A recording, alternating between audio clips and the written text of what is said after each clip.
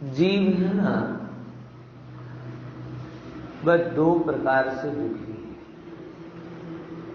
सबसे पहले नंबर की बात तो वर्तमान को सुधारता नहीं।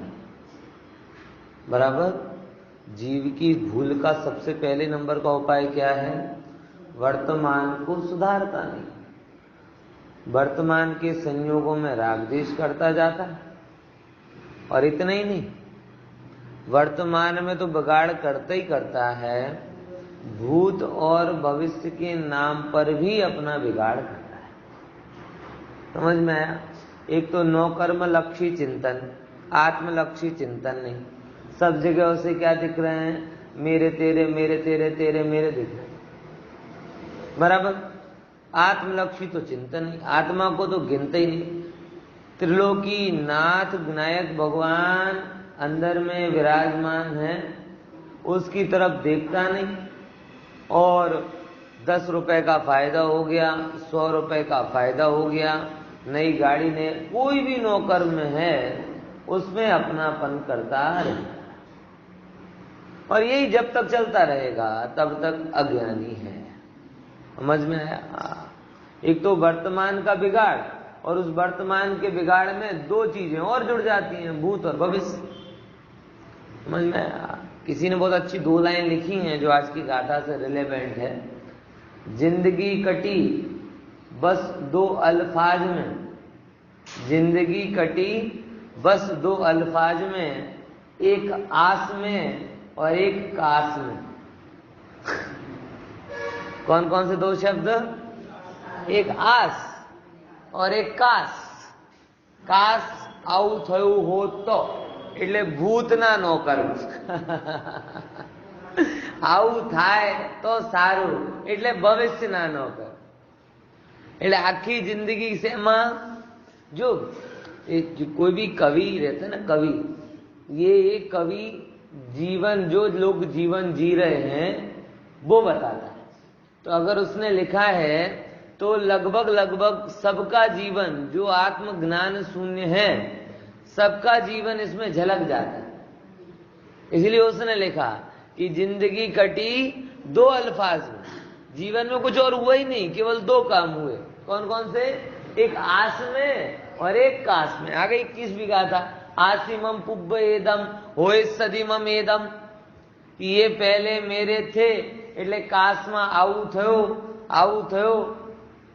કાસ આવું થયો હોત તો કેટલો સારું રત, કાસ આવું થયો હોત તો કેટલો સારો રત. विचार कर लो कि नहीं कर?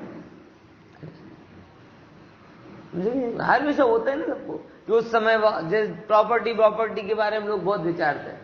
कैसे कि आ जगह આવી प्रॉपर्टी મળતી थी, बराबर, એ समय मारो विचार આવ્યો तो, પણ काश ત્યાં લઈ લીધી હોત तो। अरे वो परमाणु को भोगने की तेरी लायकात ही नहीं थी, लेता कहां से है? इस जगह रहते तो जिस जगह की लायकात होती उसी जगह क्षेत्र बल होता है भाई साहब। क्या होता है? क्षेत्र बल। जीवन में इफ और बट आपके विकल्पों में है, बाकी यथार्थ में नहीं। ये सब जगह होता है। स्ट्रीम में वो इंजीनियर बोलते हैं, वो क्या कहते हैं, केमिकल इंजीनियर कर ली थी, अगर वो सिविल इंजीनियर कर लिए होते तो, सॉफ्टवेयर इंजीनियर कर लिए होते तो, अरे क्यों करते हैं? संबंधों में ये विचार होता है, वहां से ऑफर था, वहां से ऑफर था, इसके साथ विवाह किया होता तो, उसके साथ विवाह किया, अरे होता तो बस। હવે ક્યાં હતો ક્યાં સુધી લગાડશે તો है भाई? तू समझ, तेरे विकल्प तेरे संयोगों का कारण नहीं है। तेरे विकल्प तेरे संयोगों का कारण नहीं है। विकल्प के कारण संयोग बदलते नहीं है। संयोगों की अपनी लायकात होती है। ये अज्ञानी इसीलिए तो रहना है ना उसको। विकल्प करना बंद कर तो ज्ञानी नहीं हो जाए। यही तो कह रहे हैं कि जब तक इसके विकल्प चलेंगे हर जगह अपने को हमेशा ये चलता है कि वो दवा मिल गई होती तो देह बच जाता, उनने समय वैसा नहीं किया होता तो ऐसा हो जाता, वैसा हो जाता, सब इसमें ही। लेकिन कोई बात नहीं, अब ऐसा करेंगे तो ऐसा हो जाएगा। विचारो, बेटे बेटियों को बता दे तुम ऐसा मत करना तुम्हारा, लेकिन भाई तुम्हारी सारी सिखामण उसकी होनहार को बदल सकती, भूमिकानुसार विकल्प आए बिना रहते नहीं, पर समझो जीव की होनहार खींचती हो। समझ में आया? इसीलिए यहां पे कह रहे हैं ना काश के विकल्प करो ना आस के विकल्प करो। ये भगवान आत्मा सबसे खास है, उसका अनुभव करो। समझ में आया? इसलिए बड़ी सुंदर लाइन, जिंदगी कटी दो अल्फाज में, एक आस में और एक काश में। और ये यहाँ पे आसिमम पुब्बेदम, ये मेरे पहले थे, ये मेरे भविष्य में होंगे, ऐसा करेंगे वैसा, इतने विकल्प इसको होते हैं क्या बता, मतलब हद से ज्यादा। मैं तो कई बार बोलता हूं कि एक बार एक दादी जी आई, बोले आप पंडित बने? हाँ। बोले पंडित हो? तो तुरंत उम्र होगी उनकी 70-72 साल कम से कम, और बोले आप मेरा हाथ देख दो। मैं, दादी आपकी बालों की सफेदी बता रही कि आप पूरा जीवन देख चुकी हो, अब हाथ क्या देखें? लेकिन नहीं, अभी भी तो मैंने तो उनको ये कहा कि देखो मैं ज्योतिष तो हूं, लेकिन ये वाला ज्योतिषी नहीं, मैं अगले भाव बताता हूं। और उसका भी कारण नियम है कि इस भाव में अगर आप समता पूर्वक रहोगे, ध्यान से रहो, इस भाव में तो मुझे देखने लायक कुछ बचता नहीं, बराबर। अभी कुछ बचा खुदा जो जीवन है वो धर्माराधना में लगा दो तो अगला भाव ठीक होगा, बराबर। और अभी भी इसी भाव के 9 कर्मों में पड़े रहे तो अगला भाव का तो क्या ठिकाना। समझ में आया? आत्मानुशासन में भी इसी संबंधी एक श्लोक ऐसे ही आता है कि मतलब कितनी ज्यादा इसकी उम्र निकल गई है, जो थोड़ा बचा खुचा है वो आत्मा आराधना में लगा दे तो दोबारा भाव धारण ना करना पड़े। सच बताओ, जीवन में क्या है हम नहीं कर सकते? अभी भी क्या इस भाव के 9 कर्म में पड़ा, ये क्या होगा वो क्या होगा, मर जाओगे करते करते तो भी बहुत ज्यादा कुछ बदलने वाला नहीं। तुम स्त्री का नेचर बदलने जाओगे, अपने पुरुष का नेचर बदलने जाओगे, पुत्र पुत्रियों का नेचर बदलने जाओगे, रोज झगड़ोगे, रोज माथाकूट करोगे तो भी कुछ बदलने वाला। समझ में है? वैसे भी तुम्हारे बदलने से कुछ नहीं बदलता, लेकिन उसके बावजूद जीवन के अमुक अंश में तो पक्का निर्णय हो ही जाता है कि ना अर्थ में ज्यादा कुछ बदलता है, ना प्रकृति में ज्यादा कुछ बदलता है, ना शरीर में कुछ बदलता है। बताओ मेरे साथ ऐसा होता है? एक 20-25 साल की उम्र वाला व्यक्ति है, उसके लिए थोड़ी बात अलग होती है, उसको अभी विकल्प तीव्र होता है क्योंकि उसके जीवन में सस्पेंस बहुत है कि नहीं है? 20-25 साल का कोई युवा है, युवती है, उसे थोड़े विकल्प ज्यादा हैं क्योंकि उसके जीवन में क्या है अभी? सस्पेंस समझ गए ना, कि क्या होगा, क्या कार्यक्षेत्र बनेगा, कौन जीवन साथी बनेगा, क्या कैसा शरीर रहेगा, ये उसको एक स्वाभाविक है। जितनी ज्यादा अज्ञानता उतने ज्यादा विकल्प, ये एक नियम। क्या बोला? जितनी ज्यादा अज्ञानता उतने ज्यादा, जैसे कई बार नहीं होता अपन मेडिकल रिपोर्ट कराते हैं तो रिपोर्ट कराने के, ब्लड देने के बाद से रिपोर्ट आने के पहले तक और उसमें अगर आपको कोई गलत फहमी भरी हो तो विकल्पों का कोई पारावार रहता है? ठोठाम रहता है क्या? खबर नहीं, आठ है तो सुम आठ है तो अनेक, तो इतने मतलब जितनी जिस विषय में अज्ञानता रहेगी स्वाभाविक रूप से उतने ज्यादा आपको विकल्प होंगे। कहीं ये तो नहीं हो गया, कहीं डेंगू तो नहीं है, कहीं चिकनगुनिया तो नहीं है, कहीं मलेरिया तो नहीं है, कहीं है कोरोना तो नहीं, कोरोना का ये वाला वायरेंट तो नहीं, डेल्टा वेल्टा कौन कौन से आ रहा है, बोत्सवाना। जितनी ज्यादा अज्ञानता उतनी ज्यादा। अब मुझे बताओ, इन विकल्पों को दूर करने का उपाय क्या है? एक नियम तो आपको समझ में आया ना, जितनी ज्यादा अज्ञानता उतने ज्यादा विकल्प। तो जितना स्पष्ट ज्ञान उतने कम विकल्प। क्लियर? आई कि नहीं यही बात समझ में? जैसे डॉक्टर को विकल्प क्यों नहीं होते? क्योंकि उसके सामने रिपोर्ट है, उसके सामने अनुभव है, स्पष्टता है कि बॉडी को चीर के ये पार्ट यहां से निकाल करके यहां सिल करके वापस कर देना है, विकल्प खत्म। अज्ञानता हो तो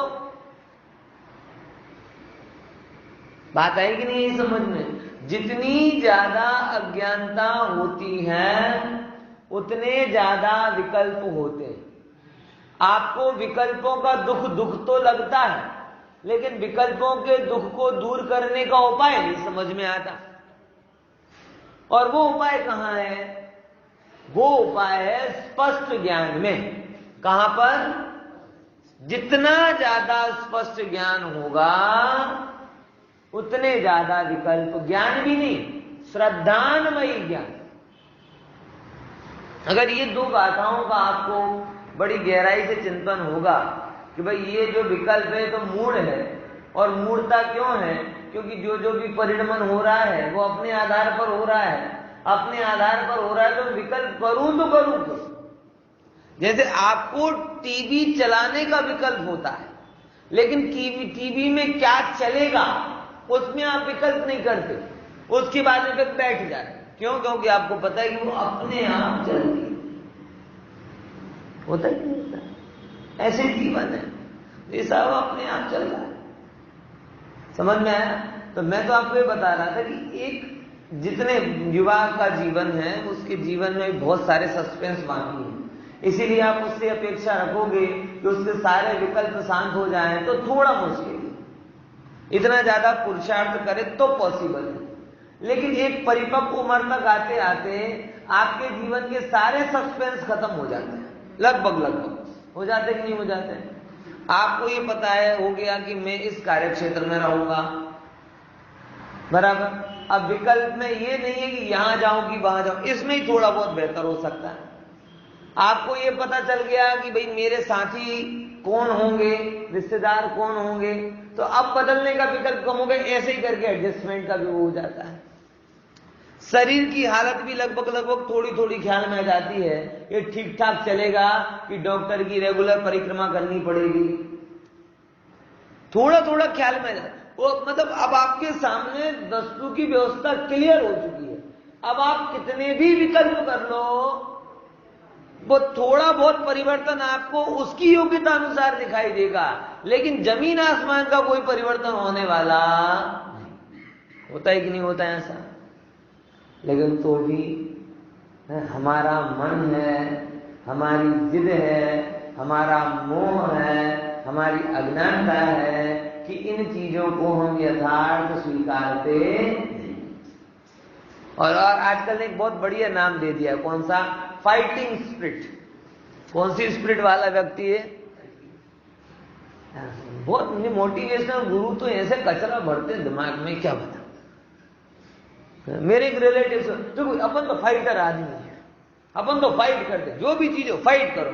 भाई फाइट कर करके हासिल क्या होगा? जीवन को समर क्षेत्र बनाने से लाभ क्या हुआ?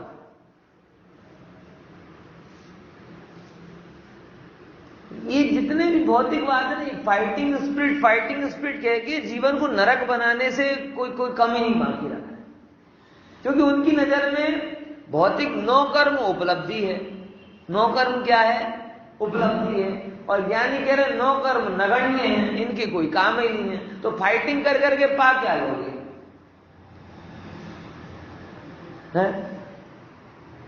ये अच्छा, भौतिकवादियों की ऐसी बातें अच्छी लगती है। हम ठीक है, जो है जैसा है चलने दो, आनंद से रहो। ये तो आलसी आदमी बना रहा है।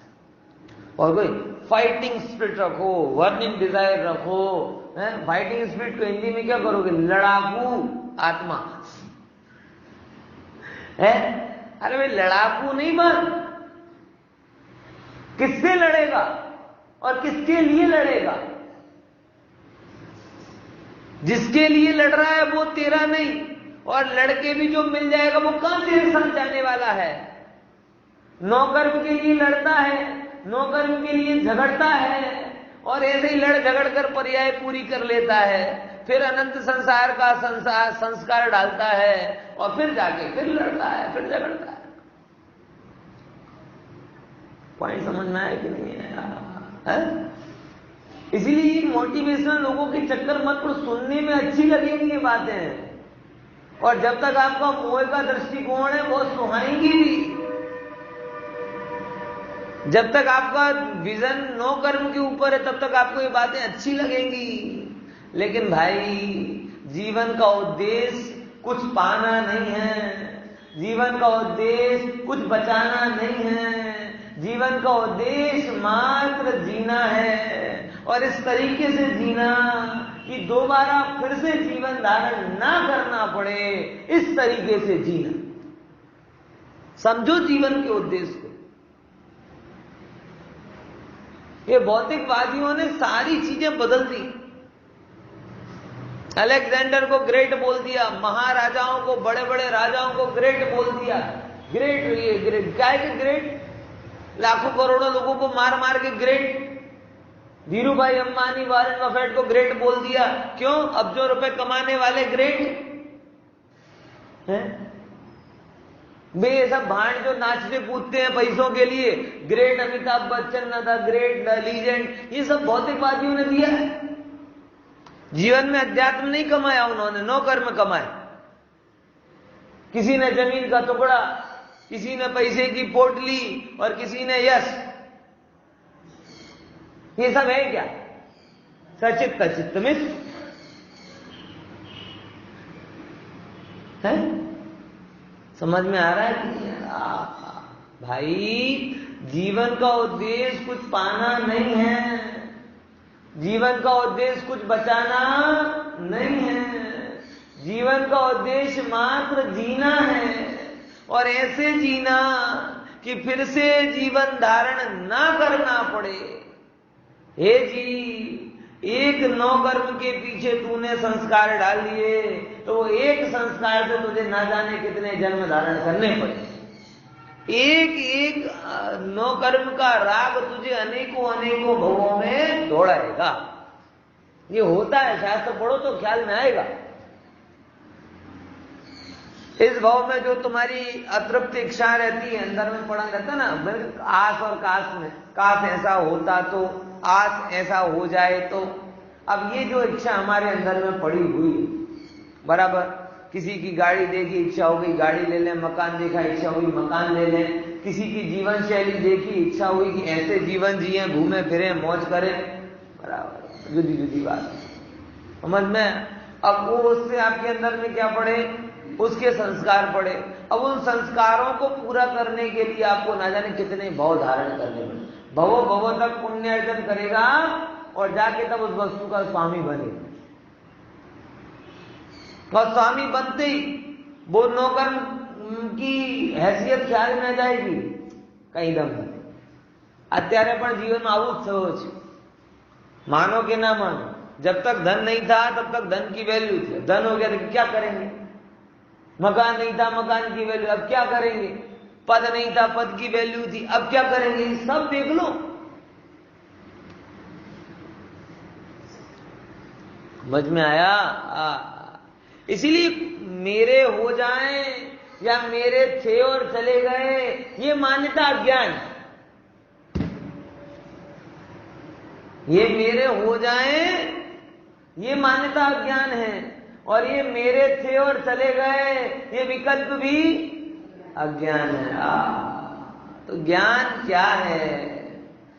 ज्ञान क्या है? ओ जीवन ऐसे जीना, ऐसे जीना, पवन के जैसे बिल्कुल प्रवाही प्रवाही, एक एक एक एक परमाणु का भी मुझे स्पर्श ना हो।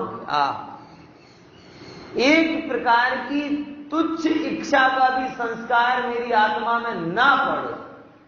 ये भोगी व्यक्ति अनंत संस्कार पाड़ते हैं और इसी के कारण अनंत भाव धारण करते हैं। सही बता रहा हूं। ये जो अनंत भाव के जो कच्चा चिट्ठा है ना, ये कोई बलजबरी से नहीं आ रहे।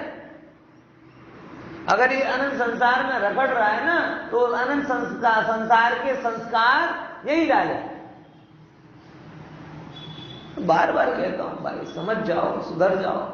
यहां जाओगे, वहां जाओगे, इनसे मिलोगे, उनसे मिलोगे, इसके लिए आकर्षित होगे, उस वस्तु के लिए आकर्षित होगे। और मुझे इतना तो बता दो, ऐसी कौन सी जगह है जहां जाने के बाद तुम्हें कहीं और जाने की इच्छा ना हो? है कोई जगह ऐसी? ऐसी कौन सी चीज है जिसे खाने के बाद आपको दूसरी चीज खाने की इच्छा ना हो? ऐसा कौन सा पद है जिसे पाने के बाद कोई दूसरा पद पाने की इच्छा ना हो? ऐसा कौन सा काम है जिसे करने के बाद कोई दूसरा काम करने की इच्छा ना हो? जीवन देख लो, जो काम तुमने समझा वो पूरा हो गया तो उसके साथ में 10 काम पैदा हो जाते हैं। जहां जाने की इच्छा की तुम घुमाए, तुरंत 10 जगह जाने की इच्छा और हो जाती है। एक चीज खाने की आपको इच्छा हुई, वो खा ली, उसके तुरंत बाद 10 चीजें और खाने की इच्छा हो जाती है। तो ये जीवन का कच्चा चिट्ठा है, आप समझो या ना समझो। भले ही नकारते रहोगे तो तुम दुखी होगे, स्वीकार लोगे तो खींच खत्म हो जाएगी।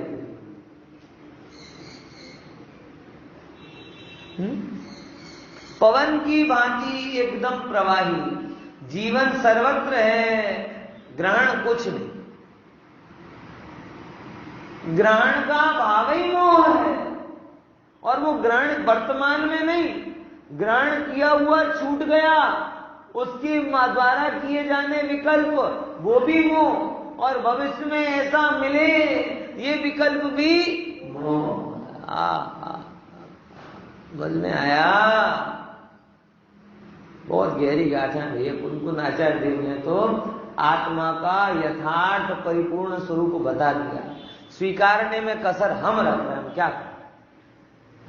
और ऐसे ही करके प्रत्येक, कई बार आपको नहीं लगता जैसे रेत जैसे मुट्ठी में भरी हो ना, एक एक करके पिघलती बिखरती जा रही है, ऐसे जीवन बिखर रहा है। पानी पिघल रहा है, बर्फ से की बर्फ हो ना, बूंद बूंद करके पिघल रही है, ऐसे जीवन पिघल रहा है, लेकिन अपनी पकड़ नहीं छूटी। अभी भी चिंतन किसमें पड़ा हुआ है? 9 कर्मों में ही पड़ा हुआ, या तो वर्तमान के, या भूत के, या हर कंपनी है ना, कंपनी वो अगले 50 साल का विचार करती है। 50 साल में कितने बदल जाएंगे? हर व्यक्ति 50 साल का विचार कर रहा है, 5 मिनट की खबर नहीं निराधार लगता है? मेरे एक मित्र हैं, वो भी कैंगन वाटर चालू हुआ ना, कैंगन से है। हाँ, वो सामान्य मतलब 15,000 20,000 ही कमाता होगा, लेकिन वो 2.25 लाख की पानी की मशीन लेकर आ गया। पच क्या बोले कि ये पानी पीने लगा ना, मैंने मेरी आयु 15 वर्ष बढ़ाई। मैंने बहुत बढ़िया, मुझे तो पता ही नहीं था कि तेरी आयु इतनी थी और उसमें ये पानी से इतनी एड ऑन हो गई, खबर ही नहीं। बराबर। अब उसके दिमाग में पानी पानी चलता रहता है। उसके दिमाग में क्या चल रहा है? पानी पानी चल रहा है, क्योंकि वो चेन सिस्टम है, चेन सिस्टम वाला है वो। चेन सिस्टम वाला है मतलब तुम एक को बनाओ, फिर एक 2 को बनाओ, फिर 2 3 4 कैसे करते हैं। एक बार मैंने ऐसे सहज, क्या बात है, फिट सा लग रहा है, देखो पानी पीने का फायदा हुआ, वजन उतरी क्यों? हर चीज को किससे जोड़ता है? वो पानी। मैंने भाई अच्छा तेरा मतलब मैं वो पानी नहीं पीता तो मैं फिट नहीं हूं, बीमार नहीं हूं, जल्दी मर जाऊंगा, है ना? बोले नहीं, ऐसा तो नहीं कह रहा। मतलब क्या हुआ कि तेरा पानी पीने वाला फिट रहेगा, माइग्रेन नहीं रहेगा, जल्दी नहीं मरेगा, और जो तेरा पानी नहीं पिएगा, मतलब यही हुआ ना। ऐसा थोड़ी, मतलब तो यही निकलता है ना। जो जिस फील्ड में जाता है फिर बस उसी के चिंतन में लगा रहता। अब सुबह शाम वो फोन करता है इसको कि भाई डेमो दे दूं ना, ये दे दूं ना, ये लाभ ना वो लाभ, और ऐसे करते करते एक व्यक्ति को एक क्या कहते हैं साम्राज्य बनाने की इच्छा होती है, और वो अपने साथ में सैकड़ों लोगों को जोड़ देता है, और फिर वो सैकड़ों लोग उसके साथ जुड़ के उसकी इच्छा के पूरे करने में लग जाते हैं। उनकी अपनी अपनी इच्छा भी होती, ऐसे ही जीवन चल रहा है। हाँ बहुत, वो बुलाएंगे होटल में, खिलाएंगे पिलाएंगे, और बस फिर वो डेमो बताएंगे, टेस्टमोनी बताएंगे, ये बताएंगे वो बताएंगे, और ये देख देख के ये पागल। अब इसके दिमाग में वही, कोई आदमी कोई मित्र नहीं दिखेगा, कोई संबंधी नहीं दिखेंगे, सब क्या दिखेंगे, क्लाइंट दिखेंगे। मुझे भी कई बार कहते हैं बोलो आप तो इतने अच्छे पद पर, सोशल पद पर हो, 3-4 अलग अलग कम, आप एक बार बंद तो जाओ, फिर आपके नीचे तो हजारों हो जाएंगे। मेरे भाई मुझे नहीं लाना, मैं इसके नीचे हजारों लेकर आना चाहिए। अरे इतना पैसा होगा, आप तो कहां से कहां पहुंच जाओगे। अरे भाई पहुंच जाना, लेकिन वही तो बात है, पहुंचना कहां है ये तो बता दो। पहुंचना कहां है? मुद्दा यही तो नक्की कर लो, समझ आएगा नहीं। कई बार ऐसे मेरे जो परिचित लोग हैं, जो आपके कांटेक्ट में तो इतने हैं, आपकी जगह हम होते तो ये कर देते वो कर देते, नहीं मुझे सच में कभी ख्याल में नहीं आता कि कांटेक्ट में है तो हम क्या करें। है तो है अच्छी, हमें जो काम करना है, ओ ये जी तू जो मेरे संपर्क में है तो अब तू अपने संपर्क में रह, एक ही ख्याल में आता है क्या, हे जीव अगर तू किसी भी रूप में मेरे संपर्क में है तो अब क्या कर, अब और संपर्क मत बढ़ा। अब अपने संपर्क में जा। यही कार्य मुझे लगता है, और ये कार्य आपको बताना चाहता हूं। बाकी ये नौकर बड़ा बड़ा के कोई कहां पहुंचा है, वो आएगा, मतलब वही बात है कि वो आएगा, फिर आपका महीने का 2 लाख का चेक आ जाएगा, 5 लाख का चेक आ जाएगा, आपके नीचे 2,000 लोग आ जाएंगे, 5,000 आ जाएंगे, आपके नाम के आगे तख्ती लग जाएगी, और इन तख्तियों को देखकर शायद लोगों का आउटलुक आपके प्रति बदल जाए। जो पहले आपकी बात को गंभीरता से नहीं सुनते थे वो थोड़े ज्यादा गंभीरता से सुनने लगेंगे, बराबर। जो पहले आपकी हाँ में हाँ नहीं मिलाते थे अब वो आपकी हाँ में हाँ मिलाने लगेंगे। लेकिन ऐसे चाटुकार लोगों का करूंगा क्या?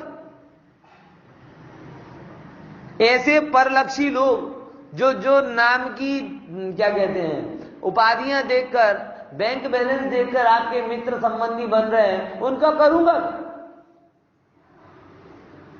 स्वभाव के साथी सच्चे साथी होते हैं, संयोग के साथी तो स्वार्थी होते हैं। और जो प्रसिद्धि संयोगों से खरीदी जाए वो प्रसिद्धि क्या है? धिक्कार है, हाहाकार है। समझ में आया कि नहीं आया? इसलिए भाई जरूरी नहीं है दुनिया का आपके प्रति क्या नजरिया है, जरूरी यह है कि आपका अपने प्रति क्या नजरिया है, आपकी प्रायोरिटी क्या है, और आप उस प्रायोरिटी में कितने दृढ़ हो, कितने फर्म हो। ब्रेन वॉश तो कहीं से भी हो रहा है, जो भी काम करने जाओगे सब जगह होड़ है। विदेशी लोग भारत के ऊपर कई बार आक्षेप करते हैं कि ये भारतवादी लोग पलायनवादी रहे, भागे हैं। अरे भाई भागे नहीं थे, वो जागे थे, भाग तुम रहे। तुम केवल ये देख रहे हो कि मैं ये नौकर हूं पालू, मैं ये नौकर हूं पालू। तुमने धरती खोज ली, तुमने धन खोज लिया, तुमने पद खोज लिया, तुमने सारे साधन खोज लिए, और भारतीय लोगों ने खोजने वाले को खोजा। वो बड़े खोजी थे। तुमने इच्छा को दूर करने के लिए 50 प्रकार के साधन बना दिए, उन्होंने ये विज्ञान दिया कि इच्छा होती ही क्यों। ये विदेशी लोगों ने खरेखर भारतीय गौरव को समझा नहीं।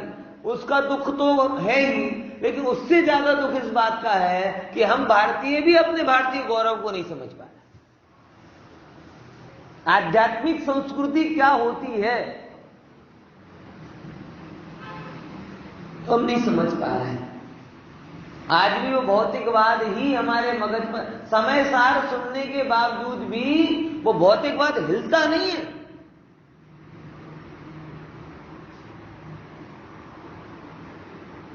समझ में आया? जब तक आपके मोबाइल में फेसबुक, इंस्टाग्राम और ये व्हाट्सएप नहीं हिलेगा ना, तब तक ये हिलेगा भी नहीं, क्योंकि आप जैसे जैसे मैं थोड़ा बहुत हिलाऊंगा वो दूसरी पोस्ट पूरा उसको स्टेबल कर दे।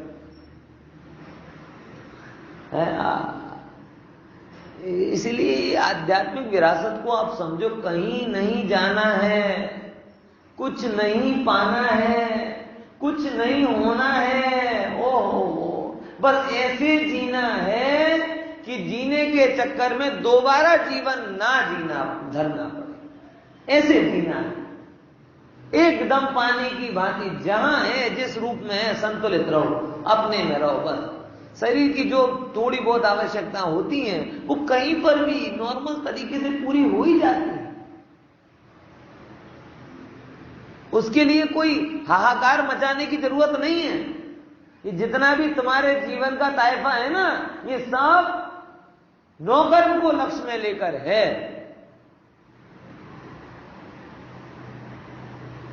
समझ में आया कि नहीं आया? ये सारी करामातें उसके लिए हैं, आत्मा के लिए नहीं। अब उसी को क्या कहते हैं 22वीं गाथा में उपसनाद करते हैं दोनों गाथाओं का। देखो, एयं दुअसबूदम आदव्यपं करोति सम्मूढो भूदत्थं जानन्तो न करेदि दुतो असम्मूढो। जो एयम दूतु असभूतम, ए बधु असभूत असत भूत, ये બધા વિકલ્પો નો કર્મ સંબંધી વિકલ્પોને, કર્મ સંબંધી વિકલ્પોને અને ભાવ કર્મ સંબંધી વિકલ્પોને શું કહે છે? અસદભૂત વિકલ્પ છે। અસદભૂત એટલે તારામાં છે નહીં। ગામની ચિંતામાં પોતાનો બગાડ કરે। બરાબર સમજ્યા કે નહીં? એક દિવસ માકડા ઉપર કાકા બહુ ઉદાસ બેસ્યા હતા। શું થયો? અરે તને ખબર નથી, ઓજાન પરતમાં છેદ થઈ ગયો છે। હવે જયારે છેદ થયો હશે એટલા માટે તું કેમ ઉદાસ છે? જે થશે બધાનું થશે। અત્યારે તો તારા છોકરા રમે છે ને રમાડ, અને શાંતિથી રે। ઓજાન લેયરમાં છેદ થઈ ગયો છે, એને લીધે ઉપાય કરવાનું નથી, આમ મોઢું ચડાય નહીં। હે બોલો ક્યાં આવે? આ અદભુત વિકલ્પ છે। તારા હિસ્સાનો વિકલ્પ કરને જો હોય તો। હે અસદભૂત વિકલ્પ, કઈ ઠાઠો વગરના શું થશે, શું થશે, શું થશે, શું થશે, શું થશે? ભાઈ એ જ વિકલ્પમાં एक एक एक शेयर बाजार, वहां पे अफ्रीका में वेरिएंट खोजा, यहाँ 150-1500 पॉइंट डाउन। ये शेयर बाजार का ग्राफ नहीं है, ये जीव के परिणामों का ग्राफ है। आप समझो, वो तो रिफ्लेक्ट करता है कि हर चीज हमको कितनी हद तक परेशान करती है। क्योंकि ये शेयर बाजार में ग्राफ आया कैसे नीचे, हमारे जैसे लोग हैं, तुरंत सुना तुरंत घबरा गए, खरीदना चालू कर दिया, सॉरी बेचना चालू कर दिया, बेचना चालू किया, प्राइस डाउन हो गए। ये 1500 जो पॉइंट गिरा है, ये लाखों लोगों की अस्थिरता को बताता है। आप समझो, पॉइंट कोई बाहर नहीं है, पॉइंट होता कैसे, बनता कैसे? अस्थिरता का भाव आता है, घबरा जाता है, घबराता है तो बेच दो, पैसे अपने पास रख लो, ये भाव आता है तो बेचना चालू होता है, बेचना चालू होता है तो प्राइस डाउन डाउन डाउन। ये कोई बड़ी बात थोड़ी है, कोई रॉकेट साइंस भी नहीं है, सिंपल सी इकोनॉमिक्स। हर चीज से भी विचार करते हैं, इससे ये हो जाएगा। आप देखो, मैं कई बार शेयर बाजार के अप्स डाउन देखता हूं ना, तो मुझे शेयर बाजार के पॉइंट नहीं दिखाते, प्रॉपर्टी भी नहीं दिखती, मुझे उस समय जीव की अस्थिरता दिखाई देती। ये कितना ज्यादा जुड़ा हुआ है कि जरा सा भी कहीं कुछ होता है और जल बिन मछली के जैसे तड़फड़ाने लगता है। और क्या, वही बात, असुरक्षा का भाव, घबराता है तो जो उपाय समझ में आता है वो करने लगता है। बात आ रही कि नहीं आ रही समझ में? ये जो भी कड़ाके होते हैं ना, कोई बाहर का कड़ाका नहीं है, ये परिणामों का कड़ाका। और परिणामों का कड़ाका क्यों है? क्योंकि आत्मा में कड़क नहीं, आत्मा में कड़क हो तो कड़ाका ना। मेरी निधि है वो कहीं जाती, अपनी निधि तो बाह्य वस्तु में व्यर्थ प्रयास, जग का सुख तो मृग तृष्णा है, झूठे हैं उसके पुरुष, जो संसार पतन के कारण, निर्विकल्प निर्द्वंद आत्मा, फिर लीन उसी। देखते भाई, जो संसार, ये सब असद्भूत विकल्प हैं, उन विकल्प जालों को छोड़ दो, कुछ नहीं होने वाला बाहर में। पूरा जीवन झोंक दोगे तो भी कुछ नहीं होगा, और जीवन से मुख मोड़ दोगे तो भी कुछ नहीं होगा। जीवन तो जीवन की गति से चलेगा भाई साहब, समझ में आएगी। क्या कहना, असब आद वियप्पम करोधि करेधि सम्मूढ़ो, मूढ़ जीव है वो। अब जो ज्ञानी कौन है? तो कहते हैं भूतत्थम जानन्तो, क्या किसको जानता हुआ? भूतार्थ, भूतार्थ को जानता हो। भूतार्थ मतलब परमार्थ की वस्तु, अपरिवर्तित वस्तु, सनातन वस्तु, एक रूप रहने वाली वस्तु, जो कभी छूटती नहीं, ऐसी वस्तु, जिसमें कुछ बिगाड़ नहीं होता, ऐसी वस्तु, जिसमें कोई नगद नहीं, कुछ उधार नहीं, सनातन रत्न मणि प्रकाश जैसा जिसका स्वभाव, ऐसी जानने वाले ना करे भी असंमूढ़ हो, वो ऐसे मूढ़तामय विकल्प बराबर क्या है? इतनी चर्चा बन गई विशेष।